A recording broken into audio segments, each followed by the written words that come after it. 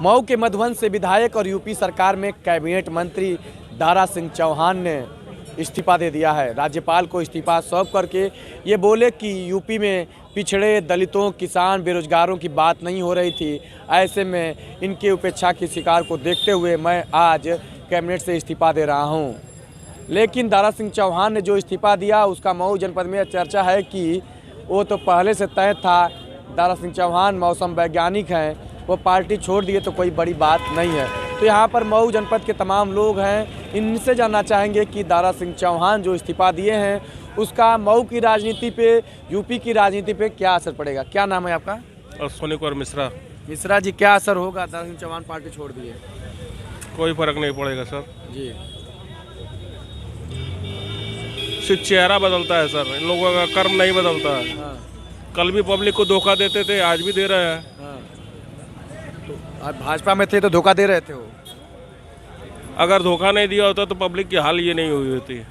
आज पब्लिक का पॉकेट खाली है, खाली है। नेता का पॉकेट भरा है, सरकारी कर्मचारियों का पॉकेट भरा है, आम पब्लिक परेशान है।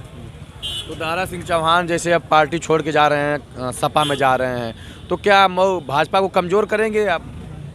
भाजपा कमजोर हो या सपा कमजोर हो या बसपा कमजोर हो, फर्क इससे नहीं पड़ता है। हाँ। यहाँ पे कमजोर जनता होती है, नेता नहीं। तो जनता कोई बात नहीं करता है। कोई नहीं। जिनको इस देश के नेता सिर्फ अधिकारियों के चश्मे से देखते हैं, कभी जनता के नेता, जनता के चश्मे से कभी किसी नेता को न प्रदेश को देखा ना देश को देखा। तो मतलब जो लोकतंत्र में जो जनता सर्वोपरि होती है वो दरकिनार हो गई है इस वक्त। वो तो कहा जाता है कि घर का मालिक घूरा होता है, तो जिसको कचड़ा बनाना उसको मालिक बना दो। हाँ। चाहे उसके ऊपर कचड़ा डालो और चाहे दूध डालो, कोई फर्क नहीं पड़ता। मतलब जो लोकतंत्र में जनता को मालिक बनाया गया तो वो कचड़ा ही है, कहने का आशा ये है। जी हाँ। तो मूल हम बात आते हैं यहाँ पर, और तमाम लोग हैं मऊ जनपद के नागरिक हैं, इनसे जानेंगे कि जो ये इस्तीफा दिए हैं उससे क्या असर पड़ेगा। अच्छा, आप बात करेंगे। जो अपने यहाँ कैबिनेट मंत्री थे दारा सिंह चौहान भाजपा से थे, उन्होंने इस्तीफा दे दिया और सपा में जा रहे हैं।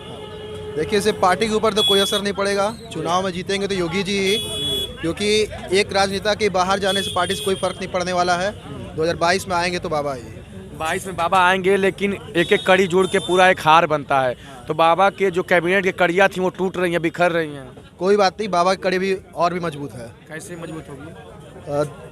क्या बोला जाए आगे बताइए। अच्छा, अभी हम ये चौहान जाति से नेता थे, बड़े नेता थे, तो चौहान वोट तो काटेंगे ना भाजपा का? हाँ, चौहान वोट तो कटना चाहिए। चौहान लॉबी दारा सिंह चौहान के सपोर्ट में थी वाकई, और उनको बहुत ही इज्जत दिया गया भाजपा में भी, लेकिन उन्होंने पार्टी क्यों बदला? जैसा कि आप जानते हैं, मौसमी नेता है वो।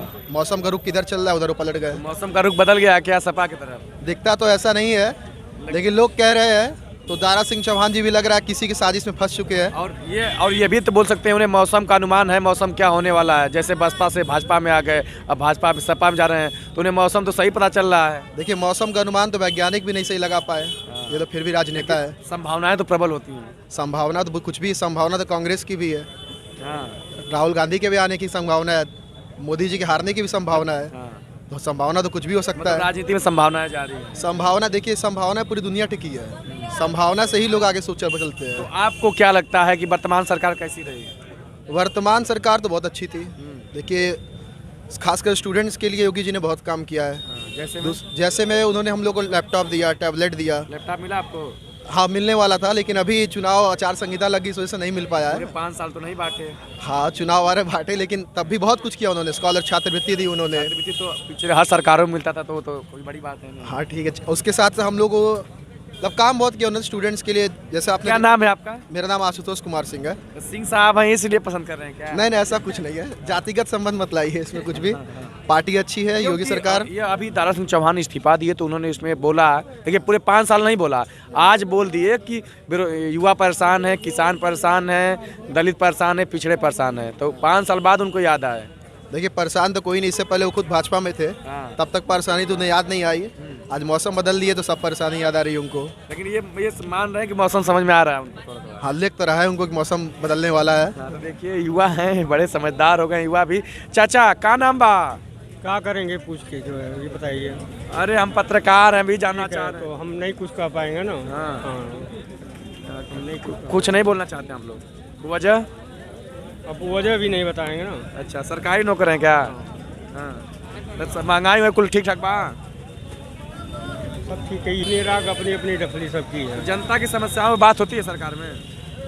अब जो होगी सो होगी। देखिए मौसम का मिजाज बदल रहा है, मौसम ने बारिश करवट ली तो मतलब मौसम बदल रहा है यूपी का राजनीति का। ऐसा कुछ नहीं है, यूपी का राजनीति नहीं, उत्तर प्रदेश में आगामी दिनों में पुनः सनातन और योगी सरकार पुनः वापसी करेगी।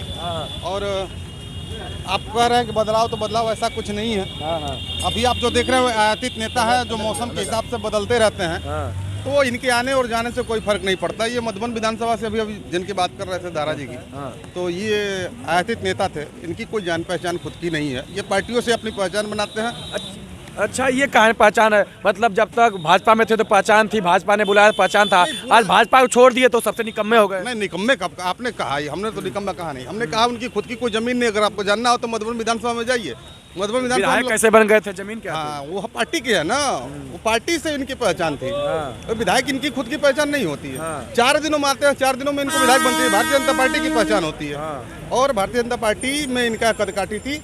इनको लगता है 5 साल ये लोग सत्ता का भोग करते हैं और ये लोग आते जाते, इससे कोई असर सेहत पर नहीं पड़ता। भारतीय जनता पार्टी के कार्यकर्ता, संघ के और जितने अनुशासित हमारे विचार परिवार के लोग हैं, पूरी तरह से मूड बनाए हुए हैं। सरकार पुनः वापसी करेगी। अच्छा, ये मानते हैं कि मऊ की राजनीति में असर पड़ेगा इसका? मऊ की राजनीति में इन लोगों का कहा था ना, इनका जनाधार नहीं है।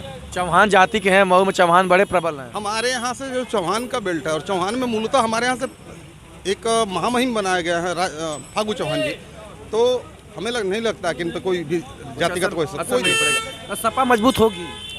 देखिए, समाजवादी पार्टी की जो बातें हैं उसके नीति रीत और मूल सिद्धांतों में बहुत सारा अंतर है। वो कथनी और करनी में अंतर है। आज अपराध और अपराधियों में उनकी वजह से अंतर आ सकता है। हमारी जो सरकार है यह मूल रूप से संस्कार, शिक्षा, अनुशासन और इन सारी चीज़ों पे काम करती है। अपराध तंत्र को पूरी तरह से खत्म किया। 5 सालों में कैसा संस्कार दिए कि पार्टियां छोड़ दी? नहीं, ये संस्कार उनको नहीं है। संघ के अनुशासित कार्यकर्ता नहीं हो सकते ना, पार्टी में आने वाले लोगों को समझना पड़ेगा।